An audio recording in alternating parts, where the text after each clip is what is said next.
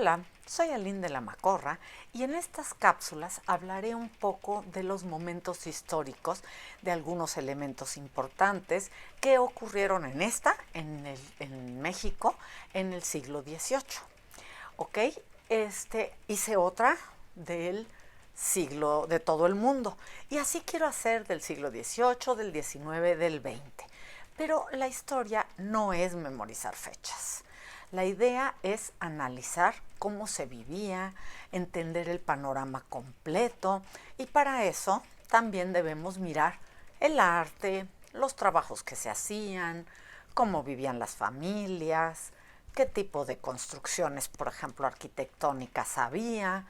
Para entender la vida y las culturas debemos averiguar todo. Lo vuelve, desde mi perspectiva, mucho más divertido, además de que entendemos realmente qué pasó y por qué. A mí, hoy en día, me encanta, les confieso, chismear sobre la realeza europea y meticharme desde lejos en sus vidas. Claro que soy bastante criticada por mi hermana y mi mamá, pero yo me divierto y eso es justo lo que quisiera ahorita hacer con los momentos históricos. Adentrarnos y de esta manera aprender qué pasaba y entender qué pasó y por qué.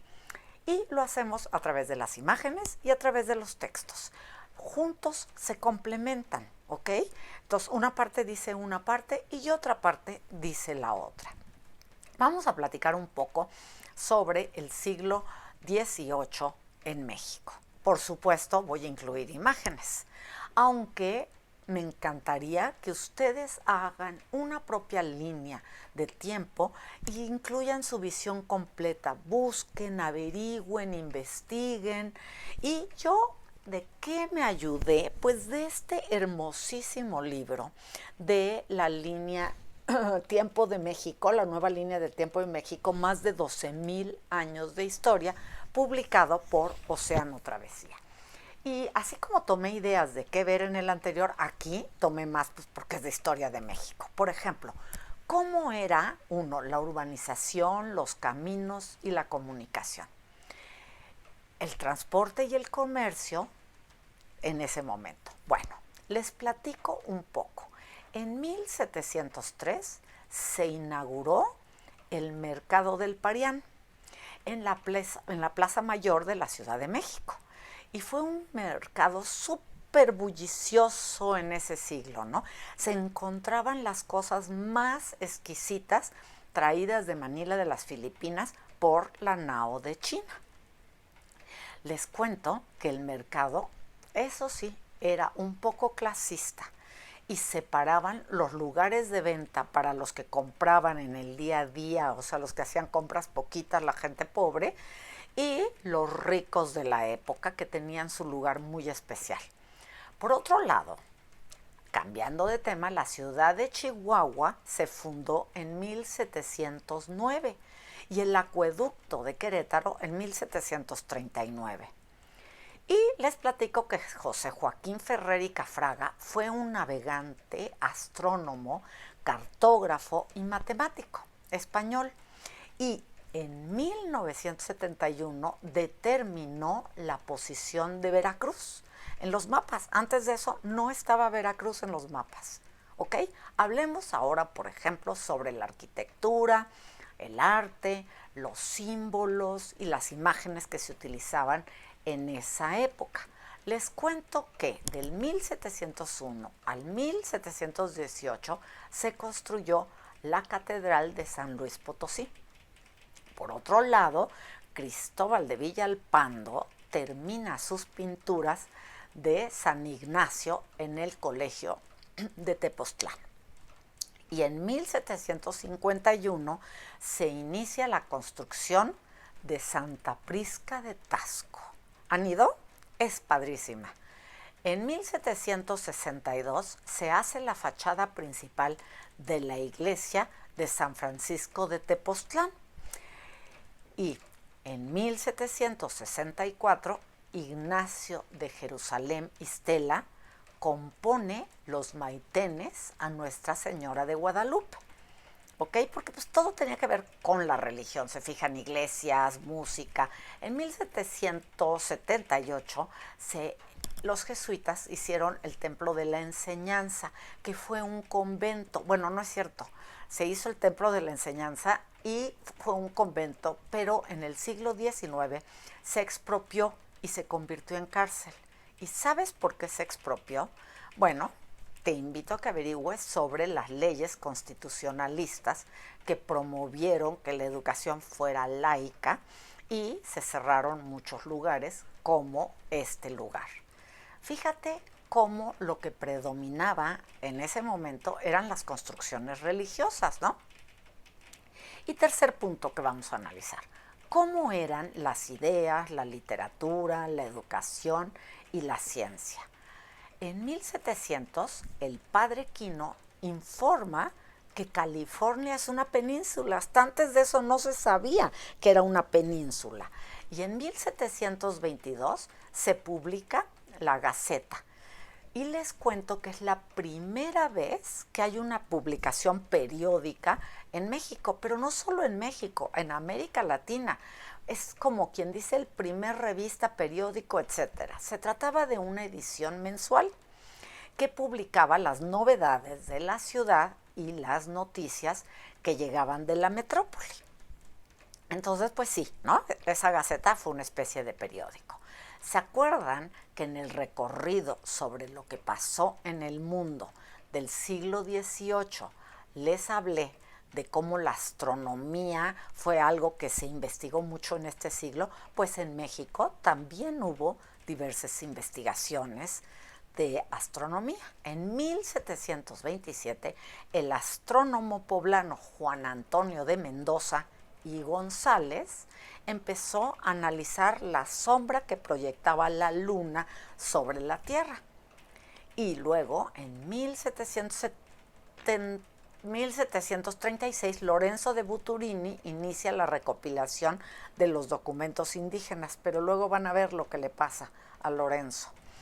En 1769, José Antonio Alzate publicó un folleto en el que explica y detalla el eclipse de luna que hubo ese año. Y en 1762 el virrey autoriza las cesáreas. ¿Qué tal, eh? Yo no sabía que ya desde esa época se hacían cesáreas. ¿Cómo les habrá ido en ellas a las mujeres? En 1780 se publica la primera edición de la Historia Antigua de México del jesuita Francisco Javier Clavijero. Luego, en 1784, se funda la Academia de Bellas Artes de San Carlos.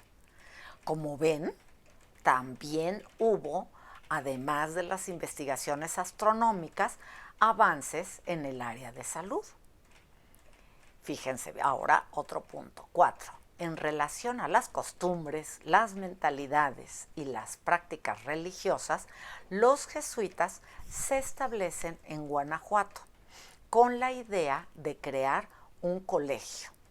Y en 1732 y en 1764 se prohíbe la música, el baile y los puestos de fritangas cerca de las pulquerías. ¿Y saben por qué?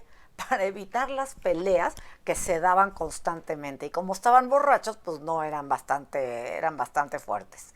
Y en 1775 las parroquias empezaron a registrar a los niños ilegítimos aparte de los legítimos, como en 2 libros. Y en 1792 el conde de Revillagigedo desaloja los jacales, los puestos y los metates de los vendedores de la Plaza Mayor en busca de más orden. Así que este señor buscaba orden. Y en 1794 las pulquerías deben tener 2 corralones, el de hombres y el de mujeres. Son a los que se portan mal borrachos, ¿no? Parecía que había muchos desmanes, ¿no? Y el alcohol en las calles. Entonces el gobierno quería disminuirlo, es lo que yo puedo leer de las situaciones que pasaron. Y 5. como era la casa, la cultura, el material y la tecnología. Bueno, pues los precios de la canela, el papel, el azafrán y el hierro bajaron alrededor del 1703. En 1714 se empiezan a establecer las reglas de cómo operar y cómo deben de ser las carnicerías. En 1726 se introduce la pólvora en Guanajuato para barrenar las rocas en las minerías. Pero, ¿sabes qué es eso de barrenar? ¿Qué significa? Bueno, pues es un dispositivo que va a ser un hoyo, un pozo muy grande en las minas y que va a sacar las piedras para poderlas trabajar, como los pozos del accidente recientemente. ¿Okay? Que eran unos pozos cilíndricos y sacaban el material sólido y así trabajaban las minas. Por esa época se empezaron a desarrollar también más los hilados en Oaxaca. Debido a una orden real, en 1777 se promueve el cultivo del lino, del cáñamo, del algodón y la seda. Y en el 78 se da orden de que las carnicerías deben estar abiertas desde el amanecer y hasta el anochecer. Hablemos ahora, 6, de la agricultura, del medio ambiente y de los recursos materiales. 1713 y 14 hubo una terrible sequía, por lo que la cosecha fue muy baja y hubo escasez de alimentos. En 1729 fue un eclipse de luna que se vio en varios estados. Y en el del 41 al 49 se construye la presa de La Hoya en Guanajuato. Del 49 al 50 hubo una terrible helada que acabó con muchísimas cosechas. Y en el 76 fue un año de muchos terremotos en la Nueva España.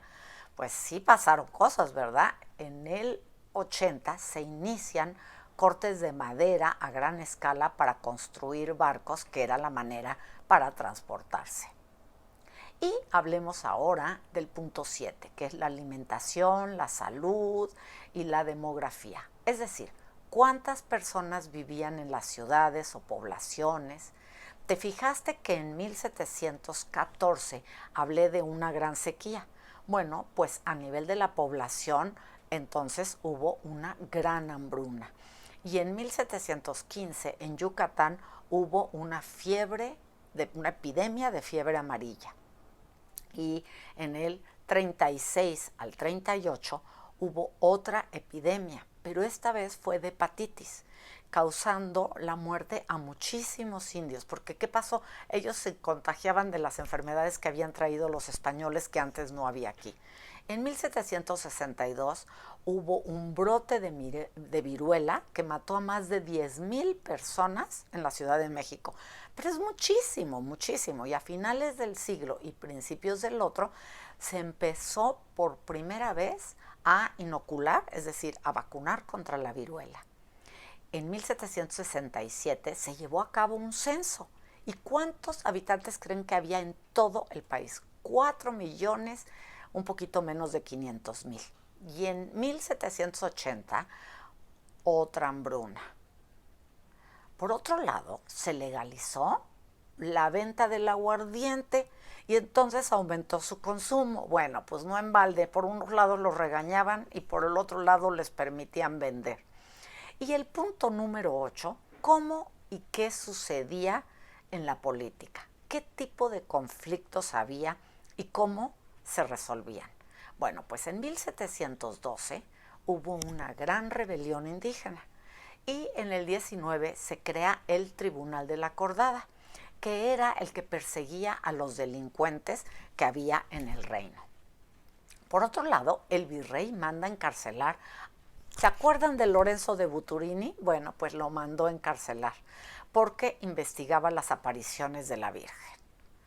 Y en 1765 llega el visitador José de Gálvez de España para supervisar y cambiar algunas cosas aquí en la Nueva España. Dentro de lo que hizo fue reorganizar el ejército. Expulsó a los jesuitas en 1767 y estableció el estanco del tabaco. Restringió el cultivo a ciertas áreas y hubo un mayor control en la fabricación y venta del tabaco. Fíjense, yo en esa época nunca pensé que eso había sucedido. En 1786 se introduce la división política de las intendencias que tomó como base las diferentes provincias que ya existían y se formaron 12 intendencias. Los nombres de estas intendencias fueron los de las ciudades capitales. Entonces, por ejemplo, México fue la sede de la Intendencia General o Superintendencia. Luego había la de Puebla, la de Veracruz, la de Mérida, la de Oaxaca, la de Valladolid, la de Guanajuato, la de Zacatecas, Durango y Arizpe. Pues creo que con esto tenemos un panorama general del siglo XVIII en México, desde los diferentes ángulos y diferentes aspectos. Como puedes ver, fue un siglo en el que los estudios de astronomía sobresalieron de alguna manera, pero también hubo varias hambrunas en este siglo por climas extremosos, sequías, fríos, etc. Si quieres saber más qué sucedió en el mundo, pues dale clic a esta cápsula y pronto tendré la cápsula del siglo XIX. Entonces te invito a darle like si te gustó, suscríbete al canal y comparte con tus compañeros. Hasta la próxima y espero que te ayuden en tus tareas. Bueno, bye.